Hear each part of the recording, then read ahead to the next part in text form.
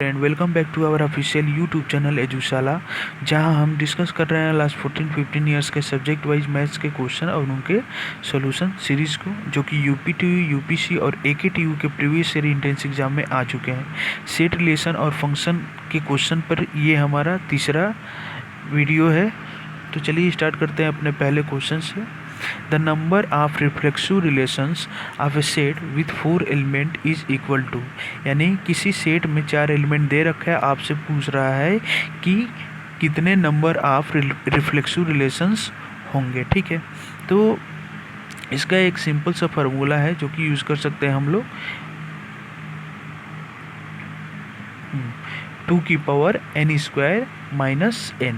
ठीक है, यानी किसी सेट में n नंबर ऑफ एलिमेंट्स हैं तो उसमें नंबर ऑफ रिफ्लेक्सिव रिलेशन कितने हो जाएंगे, 2 की पावर n² माइनस n। ठीक है, 2 की पावर n² माइनस n। ठीक, तो ये आता कहाँ से, सबसे पहले हम उस चीज़ को डिस्कस करने वाले हैं। ठीक है, तो यहाँ पे देखिए रिफ्लेक्सिव रिलेशन क्या होता है।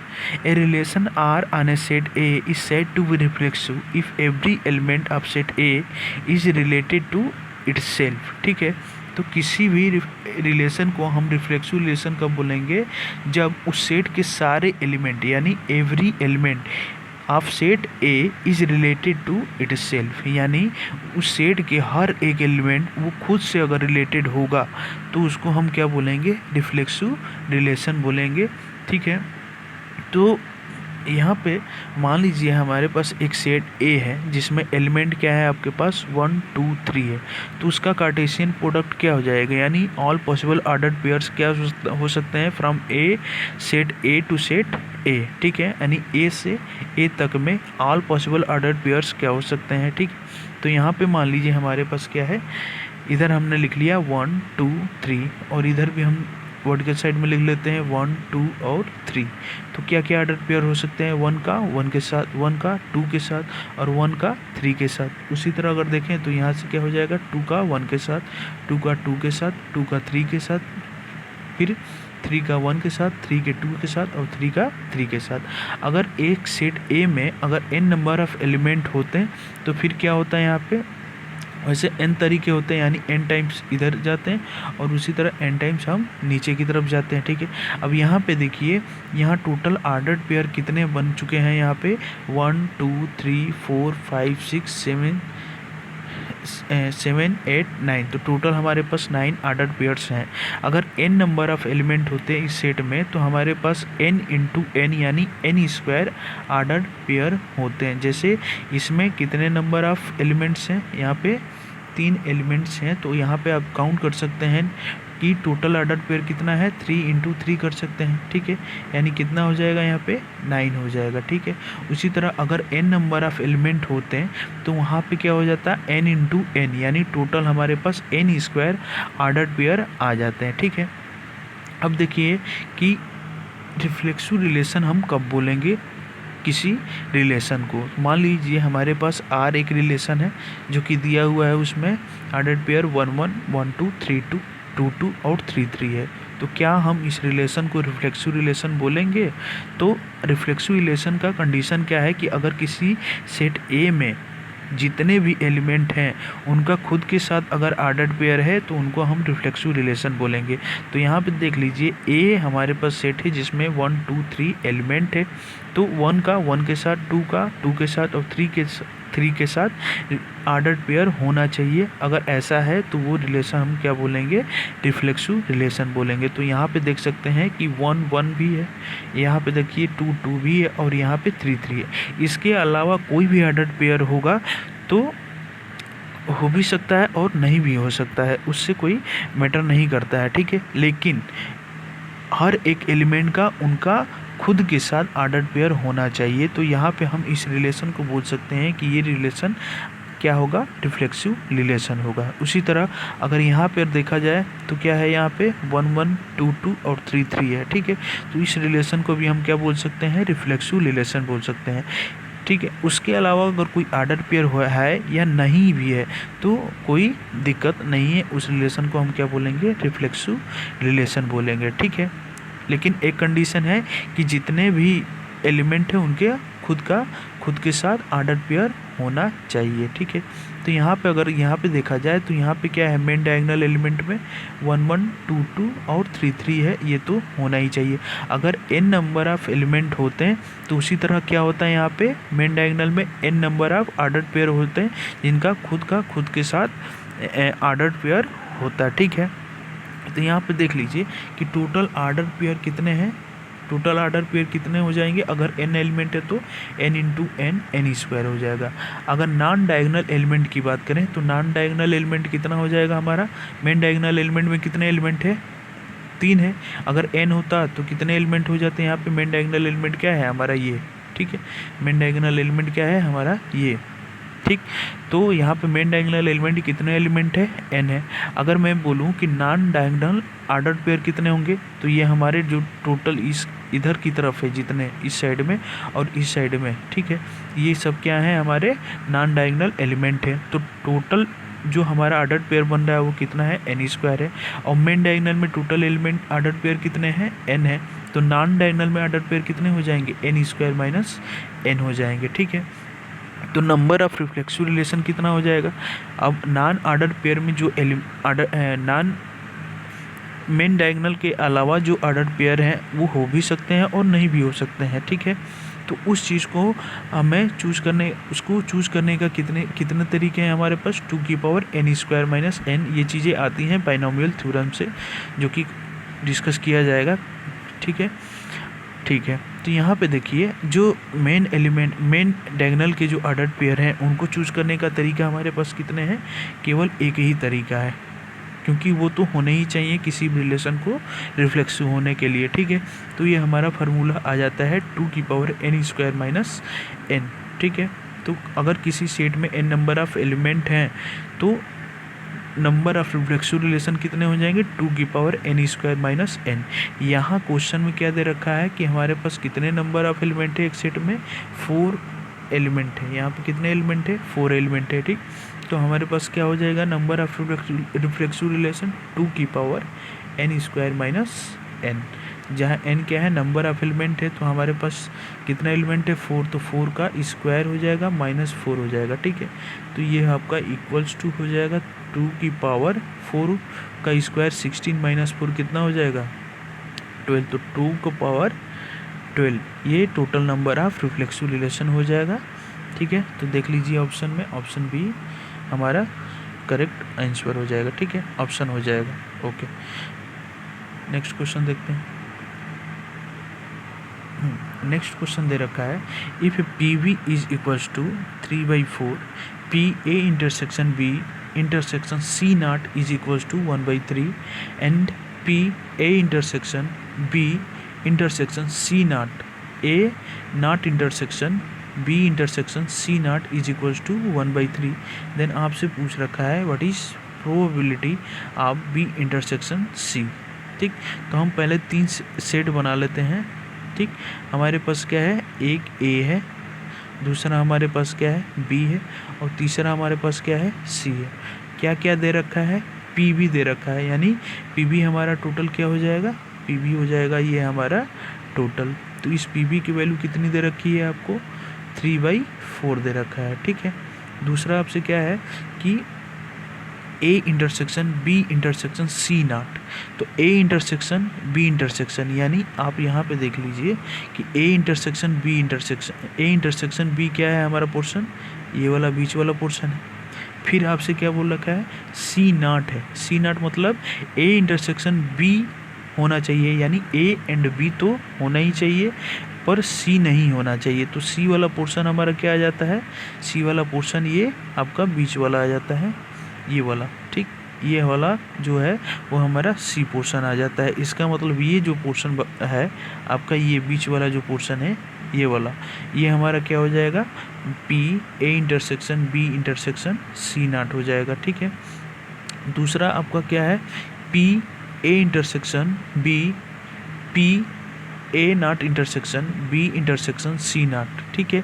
तो यहाँ देखिए हमें ए भी नहीं चाहिए, इसका मतलब तो ये है ना, ए नॉट का मतलब ए नहीं चाहिए, यानी ये वाला पोर्शन हमें नहीं चाहिए, ये टोटल हमें नहीं चाहिए। दूसरा बी चाहिए, तो बी हमारा क्या है, ये वाला पोर्शन है। और साथ ही हमें सी भी नहीं चाहिए, ठीक है। तो सी वाला पोर्शन कहाँ से चालू होता है, ये आपका यहाँ तक का पोर्शन भी हमें नहीं चाहिए, यानी जो बाकी जो बच गया ये आपका पोर्शन, यहाँ से देख लीजिए, ये जो हमारा पोर्शन बच जाता है वो क्या है, P A not intersection B intersection C not है, ठीक है। अब आपसे क्या पूछ रखा है, पी बी इंटरसेक्शन सी, यानी बी और सी के आने की प्रोबेबिलिटी कितनी है। तो बी और सी एंड पोर्शन लगा हुआ है, तो हमारा जो कॉमन पोर्शन है बी और सी का वो कौन सा आ जाएगा, ये वाला पोर्शन आ जाएगा, ठीक है। ये हमारा कॉमन पोर्शन आ जाएगा, क्योंकि बी एंड सी का मतलब, बी इंटरसेक्शन सी का मतलब क्या है कि उसकी प्रोबेबिलिटी जिसमें बी और सी दोनों ही हैं, ठीक है। तो हमारे पास क्या हो जाएगा, ये जो पोर्शन होगा वो हमारा कॉमन पोर्शन हो जाएगा। अब इस चीज़ को हम कैलकुलेट कैसे करेंगे, तो यहाँ देखिए हमें क्या चाहिए, केवल बीच वाला ये पोर्शन चाहिए, ठीक है। तो हम क्या कर सकते हैं, यहाँ से ये हमारा क्या है, टोटल बी है, ये हमारा क्या है, टोटल बी है, यहाँ से यहाँ तक टोटल बी है। अगर उस टोटल बी में से ये जो हमारा पोर्शन है इतना, इसको माइनस कर दें और साथ ही ये वाला पोर्शन माइनस कर दें, तो हमें ये पोर्शन मिल जाएगा, यानी बी एंड सी वाला पोर्शन मिल जाएगा। तो यहाँ पे देखिए सोल्यूशन क्या है कि पी बी इंटरसेक्शन सी बराबर क्या हो जाएगा, पी बी, यानी ये टोटल हमारा क्या हो जाएगा, बी, ये वाला टोटल पोर्शन क्या हो जाएगा, बी, ठीक। दूसरा है यहाँ पे A and B and C not, ठीक है। तो A and B and C not वाला पोर्शन क्या है, ये हमारा बीच वाला पोर्शन हो गया, जिसकी वैल्यू दे रखी है वो कितना है, 1/3 है, ठीक। और साथ ही हमें क्या माइनस करना पड़ेगा, A not intersection B intersection C, ठीक है। यानी ए भी नहीं चाहिए, सी भी नहीं चाहिए, केवल बी चाहिए। तो ये वाला पोर्शन हम क्या कर दें, माइनस कर दें, तो हमें क्या मिल जाएगा, ये बीच वाला पोर्शन मिल जाएगा। अब वैल्यू क्या करते हैं, पुट कर देते हैं। तो यहाँ पे देखिए पी बी यानी प्रोबेबिलिटी ऑफ बी कितना दे रखा है, 3/4। सेकेंड वाला क्या दे रखा है, A intersection B intersection C not कितना दे रखा है, 1/3। और साथ ही आपको क्या दे रखा है, A not intersection B intersection C not is equal to 1/3 दे रखा है। तो यहाँ पे जब आप कैलकुलेट करेंगे तो आंसर आपको क्या मिल जाएगा, यहाँ पे 1/12। तो ऑप्शन में देख लीजिए कि कौन सा ऑप्शन हो जाएगा आपका, ऑप्शन ए, ठीक। नेक्स्ट क्वेश्चन, नेक्स्ट क्वेश्चन है, the domain of the function F X is equals to exponential function है √5x - 3 - 2x स्क्वायर। तो कोई भी एक्सपोनेंशियल फंक्शन है उसका डोमेन क्या होता है, -∞ to ∞ होता है, ठीक है। यहाँ पे एक्सपोनेंशियल क्या दे रखा है, अंदर में क्या है आपका, √5x - 3 - 2x स्क्वायर। तो अंडर रूट को डिफाइन करने के लिए हमको क्या करना पड़ेगा, जो अंडर रूट वाला जो पोर्शन है, यानी अंडर रूट के अंदर कोई भी पोर्शन है वो क्या होना चाहिए, या तो 0 हो या 0 से ज़्यादा हो, तभी वो चीज़ डिफाइन होगा, ठीक है। तो हमारे पास अंडर रूट के अंदर क्या है, 5x - 3 - 2x स्क्वायर है, ठीक है। यहाँ पे हमारे पास अंडर रूट के अंदर क्या है, 5x - 3 - 2x स्क्वायर है। तो ये क्या होना चाहिए, greater than or equals to 0 होना चाहिए। अगर हम दोनों तरफ माइनस से मल्टीप्लाई करें तो क्या हो जाएगा, इनइक्वालिटी का साइन चेंज हो जाएगा। तो यहाँ पे हमारे पास आ जाएगा 2x स्क्वायर माइनस 5x और +3 should be less than equals to 0, ठीक। यहाँ से अगर 2 को हम लेफ्ट और राइट से दोनों डिवाइड कर दे तो हमारे पास क्या आ जाएगा, x square minus 5/2x + 3/2 should be less than equals to 0, ठीक। अब इसको हम क्या करते हैं, स्क्वायर में बदल देते हैं। इस पूरे टर्म को, इस क्वाड्रेटिक एक्सप्रेशन को हम स्क्वायर में कन्वर्ट करने की कोशिश करते हैं। तो जब स्क्वायर में कन्वर्ट करेंगे तो हमारे पास क्या हो जाएगा, मान लीजिए ये x स्क्वायर है, ठीक।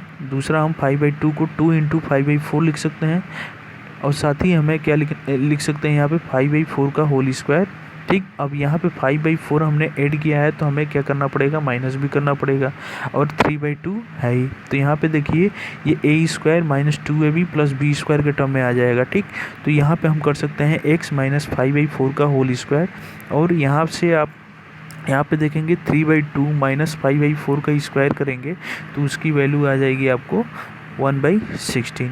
तो ये क्या होना चाहिए, it should be less than equals to 0। अब यहाँ पे देखिए इस पूरे टर्म का जो मैक्सिमम वैल्यू है वो क्या है, 0 है, क्योंकि यहाँ से इनइक्वालिटी का साइन क्या बता रहा है कि इससे ज़्यादा नहीं होना चाहिए, यानी 0 से ज़्यादा नहीं होना चाहिए, यानी 0 हमारा क्या होगा, मैक्सिमम वैल्यू होगा। अब वो मैक्सिमम वैल्यू कब आएगा, जब ये वाला जो टर्म है हमारा वो भी क्या हो, 1/16 हो। अब ये 1/16 कब होगा, जब हम x की वैल्यू 1 रखेंगे तब आएगा। जब हम x की वैल्यू 1 रखेंगे तो हमारा ये वाला जो पोर्शन होगा ये क्या आ जाएगा, 1/16 आ जाएगा। ठीक है, रख के देखेंगे यहाँ पे क्या है, 1 - 5/4 है, तो 4 को आप 1 से मल्टीप्लाई करेंगे तो क्या आ जाएगा, ये 4 - 5 तो कितना होगा, ये -1 और डिवाइडेड बाई में क्या आ जाएगा, 4, यानी -1/4 का स्क्वायर करेंगे तो क्या हो जाएगा, 1/16। और 1/16 को अगर 1/16 से में माइनस कर देंगे तो हमारा क्या आ जाएगा, 0 आ जाएगा। ठीक है, अब देखिए यहाँ पे एक चीज़ तो आ गया, यानी x की जो मिनिमम वैल्यू है, जो पॉसिबल मिनिमम वैल्यू है वो तो आ गई, वो कितना है, 1 हो गया।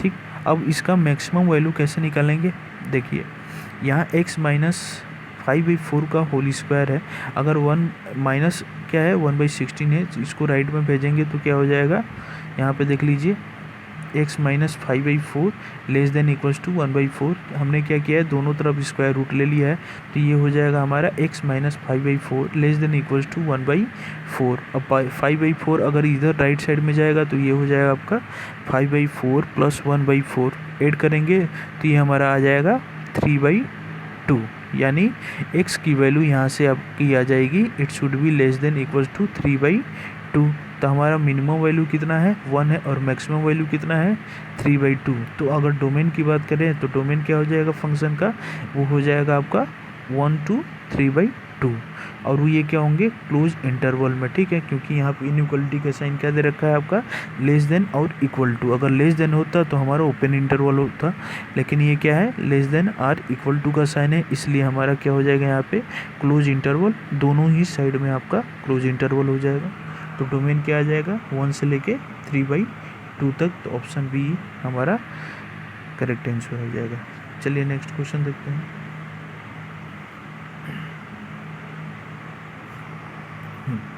तो नेक्स्ट क्वेश्चन है हमारा, इफ़ f(x) बराबर cos of log x then f(y) - 1/2 f of x/y plus f of xy has the value. ठीक, ओके। तो हमारे पास देखिए यहाँ पे क्या है, f(x) की वैल्यू दे रखा है, f(x) बराबर कितना दे रखा है आपका, cos ऑफ log x है, और fy कितना दे रखा है, cos ऑफ log y दे रखा है। अगर इसकी वैल्यू हम पुट कर दें तो यहाँ पे क्या हो जाएगा, cos of log x into cos of log y minus 1/2 cos of log x/y plus में क्या हो जाएगा, cos ऑफ log xy हो जाएगा। ओके, तो यहाँ पे देखिए cos, यहाँ पे देख लीजिए, यहाँ पे देखिए, यहाँ पे क्या है, cos ऑफ log x/y है, और यहाँ पे क्या है, cos ऑफ log xy है। अगर हम कुछ देर के लिए log x को, ठीक, या यहाँ पे देखिए log ऑफ x/y है, तो log की वही एक प्रॉपर्टी यूज़ कर सकते हैं कि log ऑफ a/b क्या होता है, log of a minus log of b होता है। तो यहाँ पे log x minus log y लिख सकते हैं। वहीं यहाँ पे क्या है, log xy है, तो यहाँ पे log a इंटू b क्या हो जाता है, log of a plus log of b। तो यहाँ पे हम लिख सकते हैं log x plus log y। अब यहाँ पे हम log x को a मान ले और log y को b मान ले, तो हमारा पूरा एक्सप्रेशन क्या बन जाएगा, ये पूरा एक्सप्रेशन बन जाएगा cos a into cos b minus 1/2 cos, यहाँ से देखिए log x की वैल्यू a मान रखा हमने और log y को b, तो यहाँ पे हो जाएगा cos a माइनस b, और वही चीज़ यहाँ पे log x plus log y है, तो यहाँ पे क्या हो जाएगा, cos of a plus b हो जाएगा। ठीक, अब हम जानते हैं cos a माइनस b क्या होता है, cos a cos b minus sin a plus sin a sin b हो जाता है। फार्मूला आप यूज़ कर लीजिए ट्रिग्नोमेट्री का कि cos of A minus B क्या होता है, cos A cos B plus sine A sine B, तो यहाँ पे हम यूज़ कर सकते हैं। ठीक, उसी तरह कॉस ए प्लस बी क्या होता है, cos A cos B minus sign A sine B हो जाएगा। ठीक है, तो यहाँ पे देखिए साइन ए साइन बी और minus sign A sine B cancel हो जाएगा, तो हमारे पास क्या बचता है, कास ए कास बी, कास ए कास बी 2 बार है तो इसको हम लिख सकते हैं 2 टाइम्स कास ए कास बी। ठीक, और बाहर क्या है हमारा 1/2 है, तो यहाँ से 2 और 2 कैंसिल हो जाएगा, तो बचेगा क्या यहाँ पे कास ए कास बी और माइनस में क्या है यहाँ पे कास ए कास बी, तो ये वैल्यू क्या हो जाएगा, एक्सप्रेशन हमारा 0 हो जाएगा। तो आंसर क्या हो जाएगा इसका 0। तो ऑप्शन में देख लीजिए, option D is the correct answer. Okay, तो ठीक है दोस्तों, आज के लिए इतना ही, बाकी के क्वेश्चन हमारे नेक्स्ट वीडियो में आएंगे। So thank you very much.